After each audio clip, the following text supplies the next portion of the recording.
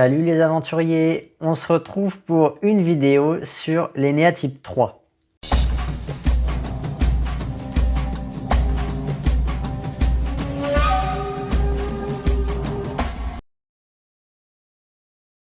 Type 3, type que je ne côtoie pas énormément dans ma vie, je le connais surtout théoriquement, mais j'ai du mal à les détecter. D'autant plus que personnellement, j'accorde toujours moins d'importance aux mécanismes du 3 que j'observe qu'à ceux des autres types. Pourquoi? Parce que je me dis que vu la société dans laquelle on baigne, on est amené à développer de l'envie de gagner, de l'opportunisme, de la valorisation de soi. C'est comme ça, hein, chacun son époque. Nous, on vit dans un monde orange qui crée des embryons d'ego de 3 chez tout le monde. C'est la vie d'aujourd'hui. Le souci, ça pourrait être du coup de voir des 3 partout. Mais moi, je suis plus futé que ça, ou plus con, c'est au choix. Je grossis ce piège et j'en vois nulle part. Donc, à partir de là, fatalement, il y a plus d'ENEA type 3 dans la réalité que dans mon jugement. À la lumière de ça, on va se reprendre quelques candidats dans cette vidéo et j'ai essayé de voir ces candidats sous l'angle du 3 pour voir si cela faisait du sens. Et cette vidéo va permettre d'expliquer des différences entre les 3 et d'autres types. J'ai pris des candidats récents tant qu'à faire, ça parlera à tout le monde, mais juste avant, il faut que je parle d'un ancien candidat. On retourne en 2005 en Nouvelle-Calédonie faire la rencontre psychologique du héros de la saison, Mohamed. Alors Mohamed, c'est qui rapidement? 24 ans, chauffeur de bus, capitaine charismatique des Kumo, les jaunes, toujours par monts et par vaux à chasser, à pêcher, à se surmener dans la survie, jusqu'à l'improbable capture d'une chèvre. C'était une inspiration pour ses coéquipiers, hein, ça tournait même à la fascination chez Sakon ou Kumba. Des grosses performances en équipe dans les épreuves, puis vainqueur d'un totem, d'un deuxième totem consécutif, d'un troisième totem consécutif, d'un quatrième totem, le plus beau, celui qui permet l'accession à la finale. Une très belle deuxième place à l'orientation, derrière un Francis record cette année-là, et une troisième place finale qui paradoxalement enrichit quand même plus le CV qu'une deuxième place, puisqu'elle est associée au profil de gagnant. Voilà le palmarès de Mohamed. Intéressant d'en parler car au détour de je ne sais plus quelle vidéo, j'avais laissé entendre que c'était un 1. Pas du tout, hein, ne serait-ce que par une scène quand il trouve le coquillage de l'orientation, il crie de rage en courant sur la plage, on est bien loin d'une énergie contenue et d'un contrôle de soi. En Mohamed, j'ai ensuite pensé que c'était un 3, d'où sa présence dans cette vidéo et le débat va porter sur la confusion 3-8. Déjà, on déblaye le terrain théoriquement. Le point souvent cité pour différencier ces types, c'est l'adaptation puisque c'est une notion qui réunit perte de contrôle et efficacité. Donc le 8 habitué à l'excès dans une prise de position notamment, va trouver dans l'adaptation une perte de son influence, de pouvoir qui ne lui convient pas. Tandis que le 3 cherche avant tout à éviter l'échec et n'a pas peur de laisser les autres influencer ses avis. Et même en réalité, c'est assez facile de faire changer un 3 d'opinion. Il suffit de lui prouver que telle façon est plus efficace et il y a cette flexibilité dans cet énéatype qui va le faire vite changer de bord. Donc voilà, déjà ça, le 8 instinctif, donc plus buté, typiquement le gars qui peut mourir pour ses idées, on est plus sur un combattant qu'un gagnant. Il est davantage stimulé par le fait de se battre que le fait d'accomplir quelque chose. En tout cas, les deux vont ensemble. Il n'envisage pas de régler un problème sans faire un combat. Ce qui m'amène à une deuxième différence qui est que le 3 peut chercher la victoire facile. Et même pour un 3 mu, la recherche de la victoire sans effort et avoir une vanité associée. Du style, regarde, j'appuie sur un bouton et je gagne. Rien à faire, trop bien. Et ça marche tout le temps. Je suis un éternel gagnant. J'attire l'attention sur le « ça marche tout le temps », situation qui ferait extrêmement chier un 8 qui a besoin de quelque chose à corriger, d'un combat à mener. Tout va bien, c'est pas du tout une phrase de 8. Il y a forcément une injustice quelque part qui nécessite une action. Le 3 a une vision, lui, plus positive globalement de la vie. Et même tourné vers le futur, le 8 voit des injustices, le 3 voit des opportunités. Le 8 se regarde moins le nombril en fait, il est dirigé vers l'extérieur. Enfin, on a le rapport au défi. Le 8 a tendance à aimer le défi, à faire des choses difficiles. Le 3 a tendance à fuir la prise de risque et aime faire des choses dans lesquelles il se sent bon. Faites le test, demandez à un 3 de faire la différence entre les activités qu'il n'aime pas et les activités où il s'estime mauvais. Je pense que c'est difficile pour eux, hein. Il n'y aura pas vraiment de différence entre ces deux listes. Le moi j'aime ça mais je suis pas bon là-dedans, ça remet en cause l'identité, donc pas terrible, hein. Le 3 va aimer ce qui le fait gagner, hein, c'est le principe du mensonge à soi-même. Et le fait d'imaginer la vie que dans la victoire, ça peut être paralysant. Bref, en tout cas le côté si je ne suis pas sûr de faire bonne figure, je le fais pas, c'est symptomatique du 3 et pas vraiment du 8, hein. Il y a un dénominateur commun dans toutes ces différences, c'est le souci d'image. Le 8 s'affirme tel qu'il est, le 3 cherche à prouver sa valeur, et cette valeur, c'est dans le regard des autres qu'on la voit. C'est leur feedback, c'est eux qui servent de miroir.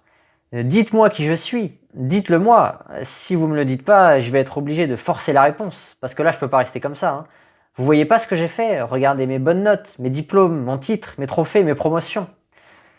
Voilà. Donc petite parenthèse ensuite pour finir la théorie sur les sous-types du 3. L'échec d'un type 3, c'est un échec connu des autres. Ça d'accord, hein, c'est la définition d'un échec dans l'énéagramme. Logique, hein, le centre émotionnel est corrélé à un souci d'image. En plus de cet échec-là, chez le 3 conservation, on va retrouver la haine de l'échec au sens propre. La victoire chez lui devient carrément un moyen de survivre. Donc perdre, c'est dégrader son identité si jamais des gens ont connaissance du résultat. Et en plus, c'est une mise en danger. Donc l'instinct de survie blessé va occasionner chez le 3 une haine viscérale de la défaite. Je joue à un jeu de société entre amis, je perds, je pète un plomb. Je vous mets quelques citations de sportifs célèbres que j'ai analysés. Sur Serena Williams, très jeune, Serena démontre déjà un esprit de compétition presque impitoyable. Que ce soit pour une partie de Uno ou pour un concours familial de chant, Serena ne vise que la victoire. Quand elle ne gagne pas, elle hurle et sanglote. Tony Parker, dans son autobiographie, disait « L'important, c'est de participer. Je détestais cette phrase. J'ai toujours eu cet esprit de compétition, même sur un jeu de société quand j'étais petit. Il fallait que je gagne. Je ne supportais pas de perdre et je pouvais aller jusqu'à m'embrouiller. » Voilà. Il y a plus d'intérêt pour la victoire concrète. Pour le 3 conservation, c'est quelqu'un de plus matériel aussi, fan de l'argent. Alors que chez ses homologues sociales et sexuelles, c'est la victoire sociale, hein, qui l'emporte haut la main. Bon, du coup, Mohamed, 3e en 2005, 12e du choc des héros. En 2005, épisode 2, j'ai fait une analyse chronologiquement, hein. Mohamed, c'est quelqu'un qui est vachement dans l'instinct, qui est vachement guerrier. Dixit Alexis. Kumba rajoutera que c'est un héros, c'est son idole, c'est un exemple. En gros, on a Mohamed qui fait tout de suite une grosse impression de 8 avec un rôle de leader charismatique, naturel, une hyperactivité sur le camp, un vocabulaire cru et une sphère d'influence globale. Voilà, c'est lui qui dirige. Marie-Cécile rajoute « Il y a un culte de la personnalité autour de Mohamed qui est impressionnante. » Dans ce même épisode, on a un duel iconique face à Jérôme à l'immunité où il dit face caméra « Je suis un loup ». Et à la fin de l'épisode, sur la nouvelle jaune, Caroline, moi j'ai du flair, moi. Je sais quand une personne, elle assure ou pas. Là, il nous décrit le style intuitif du 8, savoir jauger le niveau de puissance réel des gens, hein. Son attention est portée là-dessus, donc sa perception intuitive en est de même. Alors attention, par contre, c'est pas parce que ce serait un instinctif qu'il aurait plus de flair. Tous les types ont une intuition et on est tous doués pour déceler une chose en particulier. Ici, c'est le fait qu'elle assure ou pas qui sert d'argument pour le type 8. En tout cas, rien à voir avec l'intuition du 3 calée sur les attentes d'autrui. Alors pour l'instant, pas de raison d'hésiter avec le 3, d'autant plus que le sous-type conservation survie lui colle parfaitement et va trouver son paroxysme dans l'épisode 3. J'ai pas attrapé d'oiseau, je me suis dit je vais attraper une chèvre. Oui, c'est moi qui l'ai piquée, c'est moi qui l'ai chassée, et c'est moi qui vais la garder. J'en ai rien à foutre qu'elle soit pleine, qu'elle soit vide. Fallait pas me lâcher de chèvre ici, moi. Elle bouge pas d'ici, la chèvre, je vous le dis tout de suite. Et celui qui n'est pas content, qu'il vienne me voir, je lui casse sa bouche. Moi, je suis un fou dans ma tête. Moi. La chèvre, elle reste là. Sur ma tête, à la machette, celui qui veut la prendre. Hein. Je m'embrouille grave. Hein. Ce matin, j'ai mis 3 heures à l'attraper, la chèvre. Tu veux me le prendre? Il faut que tu me passes sur le corps, c'est tout. Donc le fameux épisode de la chèvre, c'est très célèbre dans koh le 8 manque de finesse. La communication, c'est un domaine qui en requiert un peu, hein, bien sûr, tout en restant assertif. C'est d'ailleurs souvent un point fort du 3. Donc ici, en gros, on a en infatigable chasseur Mohamed qui a réussi le petit exploit de capturer une chèvre et réagit avec excès contre tous ceux qui tentent de lui prendre sa conquête. C'est intéressant de se demander ici comment aurait pu réagir un 3, puisque vous l'avez compris, hein, mais je pense que du coup Mohamed est un 8. Hein. Alors moins d'excès, c'est certain, mais plus d'habileté dans la négoce pour garder la chèvre. Bon, on avance. Épisode 4, Jérôme, le leader rouge, change d'équipe, il arrive chez les jaunes. Mohamed, en parlant de Jérôme, dit « Il est plus fort que moi, physiquement il me bouffe ». Alors souvent on se sert de soi-même comme référence, hein, et le 8 va apprécier la force des autres. On pourrait penser que face à quelqu'un de plus fort que lui, il y a de la colère. C'est pas impossible, mais généralement le 8 aime se confronter aux personnes fortes. Donc il les voit plus comme des personnes qu'il admire et s'opposer à eux, c'est se rendre plus fort. De toute façon, il aime les challenges, hein. Plus l'opposition est forte, mieux c'est. Épisode 7, c'est le premier conseil de la réunification. Mohamed vote contre Jérôme en disant « Le mec, il a pêché 2 bénitiers et un poisson et ça fait de lui l'homme fort du groupe. Je veux lui montrer c'est qui le plus fort. » Alors là, c'est intéressant et c'est ce qui m'avait fait penser au 3.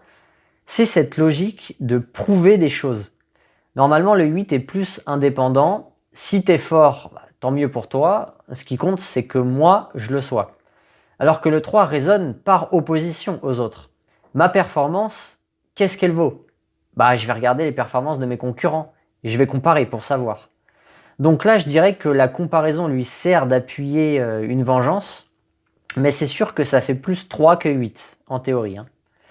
Ensuite, on a le duel final de l'immunité de l'épisode 8, c'est Mohamed contre Kumba. Juste avant l'épreuve, Mohamed parle à Kumba. « Promets-moi de rester au moins 3 jours. Je vais faire exprès de perdre, j'ai trop besoin de toi. » Il exprime indirectement une faiblesse, hein, car quand on dit « j'ai besoin de toi », c'est que la personne nous apporte quelque chose d'important à nos yeux. Après, c'est fait dans la retenue, avec de la discrétion, donc c'est pas si gênant que ça. En plus, ici, il y a le « je vais faire exprès de perdre » qui coince avec son a priori sous-type conservation. Je crois plutôt ici qu'un 3 accumulerait les totems sans gêne. Et après, s'il faut discuter, on discutera après l'épreuve. Épisode 11. L'épreuve de confort, c'est une énigme. Ils ont le droit qu'à une seule proposition. Mohamed prend le risque de ne pas attendre l'indice et tente une réponse.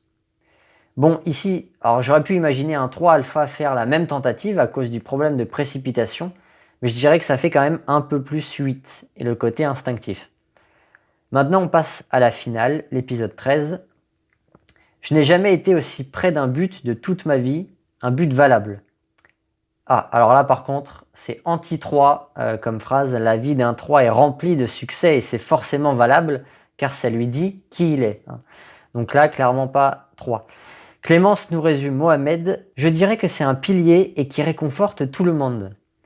Alors ça c'est très 8, dirigé vers l'extérieur. L'impact est fort sur le monde. Donc c'est fatalement un pilier et protecteur qui plus est.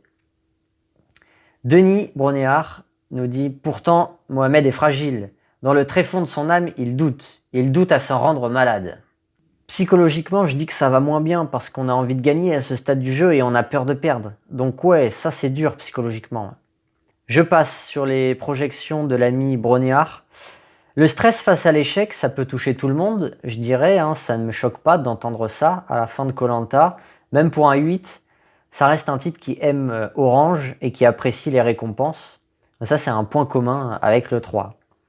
Maintenant, on a Mohamed qui va nous raconter l'après-poteau, l'épreuve des poteaux qu'il a perdu. Quand j'ai entendu « Oui, je vais faire la finale avec Francis », ça m'a tué, ça m'a achevé. J'ai senti 40 jours remonter en moi, je me suis dit « Purée, t'as pas été capable d'être sur la 2e marche ». Je me suis décalé, je me suis dit « Il faut pas que je sois à côté d'elle parce que moi, quand j'ai la haine en moi, je sais pas ce que je pourrais faire ». Clémence, je lui en veux beaucoup. Alors juste après la défaite à chaud, on continue sur les citations, il a les larmes aux yeux, les yeux rouges et humides, et il dit « Je suis dégoûté, je me suis battu pendant 40 jours. c'est comme ça. J'ai été gentil avec tout le monde dans le jeu, bah tiens, trop bon, trop con. Alors, comment analyser ça? Beaucoup de colère, certes contenue, mais énormément de colère quand même, de la rancune aussi, même s'il votera quand même Clémence, hein, finalement. Je crois que c'est quelqu'un, Mohamed, qui avait un centre émotionnel bien présent, donc plutôt 8 mu, et que chez le 8 mu, encore plus quand il est masculin, il y a cette obligation de maîtrise d'émotions douces qui donnerait une image faible. Et pourtant, la déception, ça fait son effet, hein. Donc voilà, Mohamed a cette ambiguïté où il exprime des émotions mais sans plus. Et je pense malgré tout qu'un 3 conservation aurait beaucoup plus pleuré que ça. Être grand favori, avoir fait une aventure avec un grand A et se faire coiffer au poteau, n'est-ce pas? C'est dur à digérer. Il a l'impression de trahison aussi, ça c'est important à souligner, de la part de Clémence. Le 8, c'est binaire dans sa tête. T'es avec moi, t'es contre moi. Donc le mot trahison peut sortir vite de sa bouche, hein. Et on voit aussi dans son verbatim l'emploi du verbe se battre et son auto-analyse teintée pleinement d'ego à un moment pareil, hein, puisque c'est sans recul, lui fait penser qu'il a été trop gentil. Alors un ego du 8, ça nous dit « Vas-y gars, impose-toi, hein, pas de quartier, hein, on peut se faire trahir de partout, défonce tout et sans pitié ». Donc si un 8 écoute son ego, on n'est jamais trop méchant. C'est ce que pense Mohamed ici. La solution aurait résidé dans encore plus d'excès et de vengeance. Voilà pour la saison 5. Brièvement, en décembre 2009, il nous a fait le choc des héros. Épisode 2, il suffit qu'il y ait quelque chose qui me gêne ou quoi et je peux vite m'emporter. C'est ce dont j'ai peur. Ensuite, il nous dit c'est un rôle important de nourrir l'équipe. Ah, donc il n'a pas changé, il passe son temps à chasser. Ce qui est intéressant, c'est plus l'épisode d'après, son élimination, l'épisode 3. Ça me saoule d'être là à pêcher du crabe. J'aurais préféré prendre du gros poisson. J'ai faim de pêche, j'ai faim de chasse. Un bon harpon, je te fais des dégâts. Alors là, je te mets ma main à couper que je te sors des poissons de 6 kilos. Facile. C'est une scène assez bizarre. Il est seul, tranquillement, en train de réaliser une excellente pêche. Il ramène des paniers de crabes remplis à ras-bord. Et au lieu d'être content de soi, il s'énerve et rêve plus grand, comme s'il avait besoin d'un défi. Et par ailleurs, il a l'assurance de penser qu'il le réaliserait facilement. Donc là, il est vaniteux, hein, c'est un fait. Mais surtout, il est énervé parce qu'il n'a pas la maîtrise de ce qui lui est en train d'arriver dans l'aventure. Toujours énervé en parlant ensuite de Freddy et Grégoire. C'est bien, ils ont fait du bon boulot. C'est du cinéma, vas-y, ça me saoule. Koh Lanta, c'est du concret. Maintenant, il faut aller au charbon. On n'est pas là pour faire de la plongée sous-marine, là. On a George et Pete. Mais là, tu les écoutes, ça y est, ils ont fait Koh Lanta, hein. C'est des assassins. Il est moqueur, il est énervé.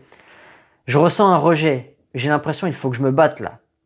Encore le combat, ici. En gros, le malaise, c'est que Mohamed a un tempérament de dirigeant, mais la situation fait qu'il ne peut pas prendre cette place.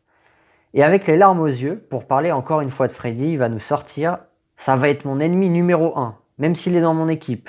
Le Freddy là, il va sauter ». On peut dire qu'il a connu un déficit d'intégration, clairement. Il n'a pas réussi son adaptation. Un 3, ce serait, je pense, nettement mieux fondu dans le moule. Au lieu de ça, un Ennéa type 8 en difficulté, ça divise. Il veut savoir qui est derrière lui pour faire un coup d'état et qui est à abattre. Donc il questionne frontalement les uns les autres. Il parle par exemple à Christophe. Alors toi, tu suis comme une chèvre et tu dis rien. Encore une fois, on retrouve ici le manque de tact social. Il est éliminé au conseil, et au conseil, il ne va saluer uniquement à son départ que Kumba et Christina dans sa logique clanique, hein, jusqu'au bout. Moi, je suis un grand aventurier, fin j'espère. Voilà, c'est sa phrase de fin, la dernière fois qu'on aura vu Mohamed dans Koh Lanta, en tout cas pour l'instant. Je dirais que c'est un 8 mu de ce type conservation avec beaucoup d'estime de soi, de la vanité, et de la stimulation par l'extérieur qui crée effectivement une confusion possible avec le 3 alpha. Cependant, le manque de finesse dans la relation à autrui, c'est ce à quoi j'accorderai le plus d'importance pour trancher entre les deux types. Ensuite, parlons maintenant de Frédéric, aventurier qu'on a tous bien en tête car présent dans la dernière saison. Selon moi, on était sur un Ennéa type 6. Son typage mérite réflexion. Alors très clairement, moi ça me dérange pas de me tromper, le mieux c'est de finir par trouver la bonne réponse. Même si bien sûr, quand je communique un typage, je n'envisage pas de me tromper. Si je dis que c'est un 6, c'est que pour moi c'est un 6, sinon je mettrais une hésitation dans mon verbatim. Après, je sais que je suis pas assez méfiant là-dessus. Et donc, Frédéric, Fred, c'est questionnant et j'ai très envie de remettre en cause le typage en 6. C'est la dernière saison là en 2024 avec laquelle j'ai eu une bonne impression de type 3 et plus une absence d'indice allant vers le 6. C'est-à-dire concrètement que si je ne connaissais pas Fred, imaginons que je n'avais pas vu la saison où il a gagné, à aucun moment j'aurais songé au type 6. Donc là, il y a quelque chose qui ne va pas. Alors, on va commencer par déblayer le terrain théoriquement, un peu comme tout à l'heure. Différence entre le 3 et le 6, c'est que le 3 a une démarche plus active. Il est proactif pour obtenir les choses. C'est un type qui est à la recherche d'eux. Contrairement au 6 qui a un ego plus dans la fuite d'eux. C'est-à-dire que le 3 entreprend, c'est un mot qui colle bien à sa personnalité, il entreprend, donc il opère de lui-même des changements dans le monde, tandis que le 6 a un style plus réactif, plus défensif. En vulgarisant, on pourrait dire le 3 est un attaquant, le 6 est un défenseur. Le cliché du 6 phobique, c'est le gars trop prudent, ça brime sa capacité d'action. Il y a ce côté, pour être en sécurité, vivons cachés, et au cas où, si on nous attaque quand même, j'ai un fusil dans le grenier.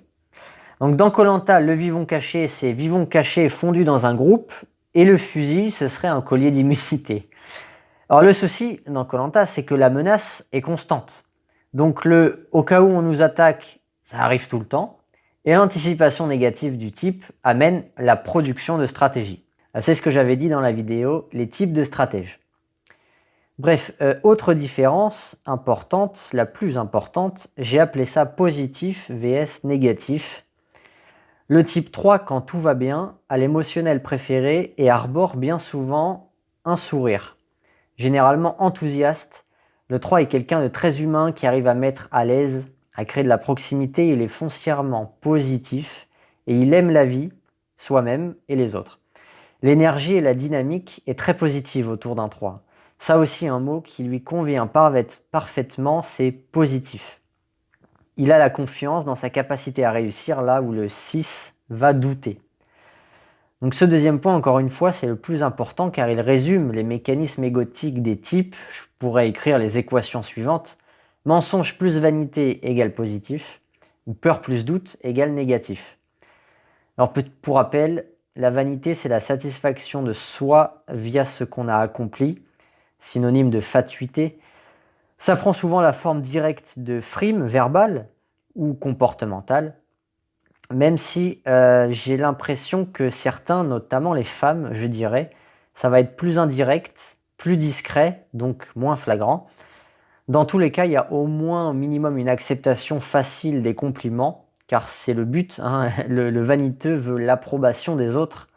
Mais voilà, il y a une énergie plus douce, donc plus attentiste chez certaines femmes. Bref, du fait de cette différence, positif vs négatif, on a une perception des problèmes vs une perception des solutions. Donc pour un 3, la victoire n'est pas une option. On va y arriver de toute façon. Donc les obstacles, c'est rien. Suffira d'être malin et on les esquive. C'est pas eux qui vont nous empêcher d'avancer. Du coup, sauf période compliquée, stressante, désintégrante, un 3 n'est pas familier avec la peur, le doute de soi et le doute des autres. Alors bien sûr, le 3 a peur de perdre, de ne pas plaire, de ne pas aimer telle ou telle chose, mais rien à voir avec la sécurité, qui est le thème 6 par excellence. C'est celle-là la vraie peur, entre guillemets, celle de base du 6, la peur qu'il nous arrive quelque chose, une mise en danger. Donc ça, c'est important à observer de quoi a peur la personne. Et d'ailleurs, plus on arrive à répondre, plus on s'éloigne du type 6. Alors malheureusement, ce point dans Koh-Lanta, c'est impossible à observer sans interprétation car c'est un jeu. Donc survivre dans le jeu, c'est réussir. Ouais, ça va ensemble. À la limite, on pourrait peut-être le voir dans la vraie survie. Un 6 qui penserait d'abord « je vais pêcher, je prends le harpon, c'est un objet dangereux, je vais faire attention ». Là où un 3 penserait d'abord: «Je vais pêcher, j'espère que ça va me permettre de faire mes preuves, sinon ils vont se dire que je suis naze». Enfin, le 6 a notamment peur des humains. On ne sait pas ce qu'ils vont faire, c'est angoissant, un humain. Tandis que le 3 est positif en général, comme on l'a dit, mais notamment dans son rapport à l'humain. Il est tellement à l'aise avec ça que ça fait pas trop de sens pour un 3 d'avoir peur des autres. Les gens pour lui, c'est soit des collaborateurs avec qui il va gagner, soit des clients, c'est-à-dire des gens random à qui il va prouver que c'est un gagnant, soit au pire, c'est des concurrents, mais même dans ce cas-là, il est stimulé et non apeuré. D'ailleurs, le 3 voit surtout les gens comme des concurrents, il est spontanément compétitif, alors que le 6 est sincère dans ses relations et voit la vie au travers des menaces. De fait, le 3 est un type naturellement stratège, là où le 6 est un type plus consciencieux. Déjà, au vu de ces différences, si on pense à Fred, c'est d'abord un sourire, Fred. Quand il répond aux interviews face caméra, avec les autres, il est heureux d'être là, il joue, il aime la stratégie notamment, jouer avec l'humain, ça lui plaît. Franchement, on est loin du visage peureux, inquiet du 6. Saison 26, la dernière, épisode 6, après 4 défaites d'affilée, on ne peut pas tout le temps dire c'est pas grave, on a donné le meilleur de nous-mêmes, gna gna gna. Je pense qu'on est un peu trop bisounours de ce côté-là en fait. On continue un peu plus loin dans l'épisode, il y a la 5e défaite d'affilée. J'ai pas l'impression que l'équipe donne tout ce qu'elle a, ou alors tout ce qu'elle a c'est nul. J'ai envie de passer en individuel et ne plus m'occuper de personne en fait. Et enfin, dernière citation, j'ai pas réussi à retrouver quand exactement, bizarrement, mais de mémoire je sais qu'il l'a dit, ça m'a marqué quand je l'ai vu devant la télé. J'ai l'impression que c'est des losers, il disait ça en parlant de son équipe, encore après une défaite je crois.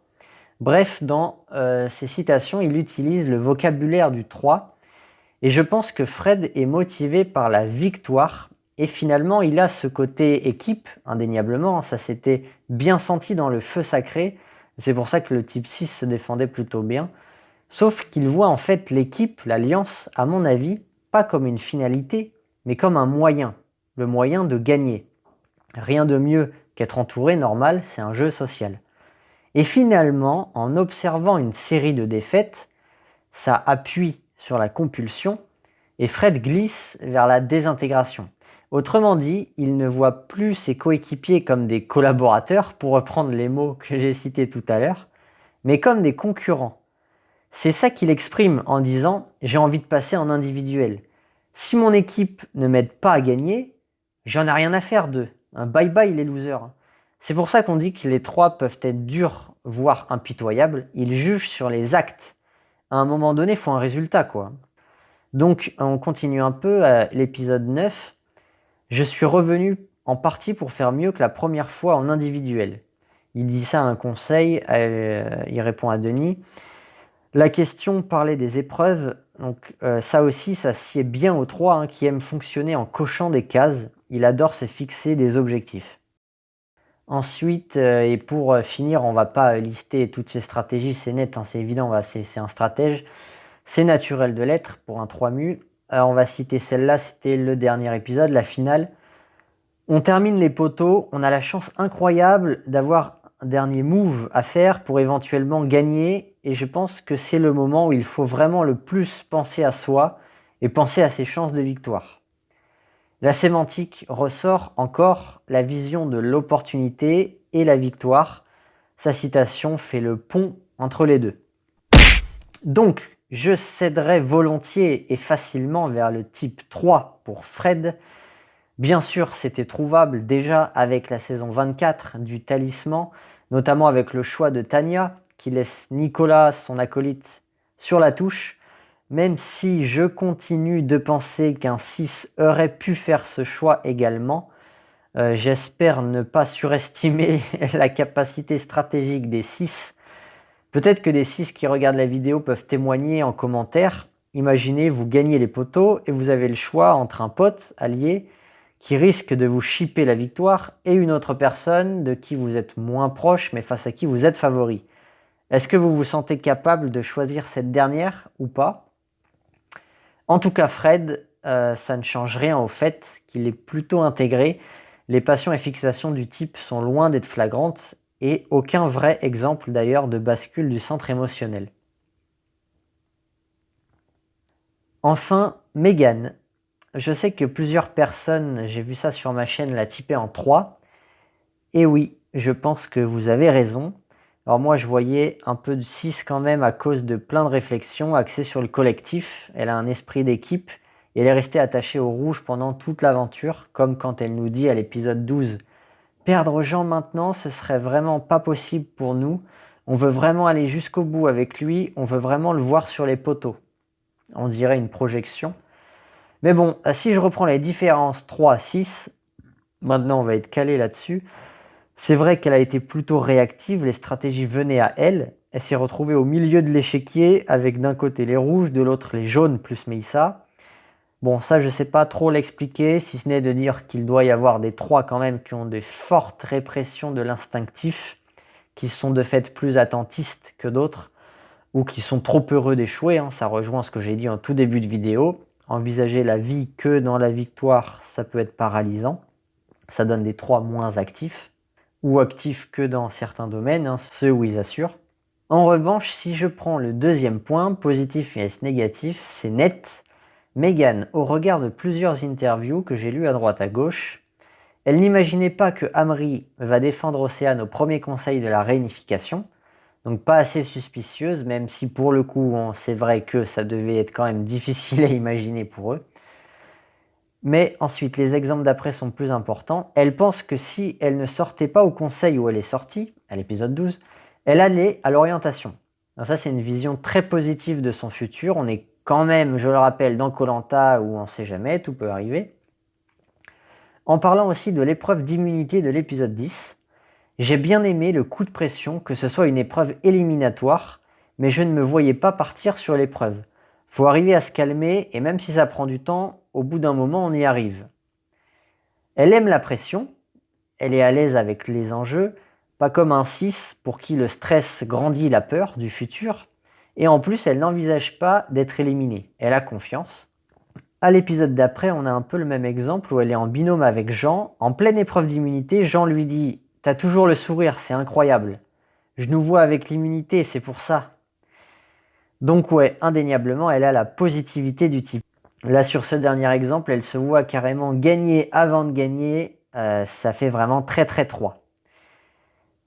Ensuite, elle apprécie le jeu, la nouveauté, même à l'épisode 8, à la réunification, ça change de camp. Elle se dit excitée de partir, de découvrir une nouvelle île, alors que généralement, les 6 ne sont pas enthousiastes quand ils avancent vers l'inconnu.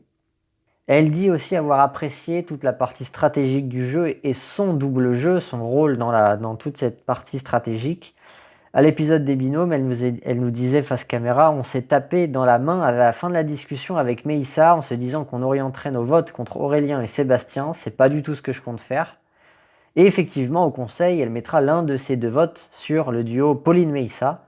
Pauline, je vote contre toi ce soir car tu es le bras droit d'Amri et je souhaite que tu entraînes dans ta chute Meissa. Donc pareil, mentir, se taper dans la main, c'est aisé, voire confortable à faire pour un 3. C'est nettement plus compliqué quand même pour un 6. Un 3, c'est aussi la difficulté à encaisser les échecs. La nuit qui suit son élimination, elle déclare avoir tellement mal dormi. Elle en avait après Léa, normal. Et bien sûr, on a son portrait. Épisode 1, le portrait de Megan, qu'est-ce que c'est ? Je suis commercial dans la plus grande concession automobile du Luxembourg. Je suis fier d'être l'unique femme vendeuse sur 50 vendeurs. Je déteste faire comme tout le monde depuis mon plus jeune âge. Je suis très mauvaise perdante. Quand j'entreprends quelque chose, c'est pour aller jusqu'au bout. Alors là, on ne peut pas faire mieux en termes d'énéagramme. Il y a 4 phrases clichés. Je pourrais traduire « Je suis une 3 à L4 ». C'est même trop facile, Megan. T'aurais pu ménager un peu le suspense parce que là, à part un ou 2 crétins peut-être qui vont te voir en 6, tout le monde sait déjà dès l'épisode 1 que t'es une 3. Et enfin, on va finir par ceci, épisode 9. Ce soir, je vais voter contre Océane. Elle n'est pas dans le top niveau sportif et elle n'est pas mauvaise physiquement. On a tapé le milieu de gamme. Magnifique. Des formations professionnelles. On dirait qu'elle parle d'une voiture. Allez, j'espère que cela vous a plu comme vidéo, comme thème, de traiter les confusions entraînées à type. Il y aura peut-être bien une autre vidéo comme celle-là qui va suivre. Et puis, de toute façon, koh Lanta revient à la télé. Donc on se revoit bientôt. Maratane.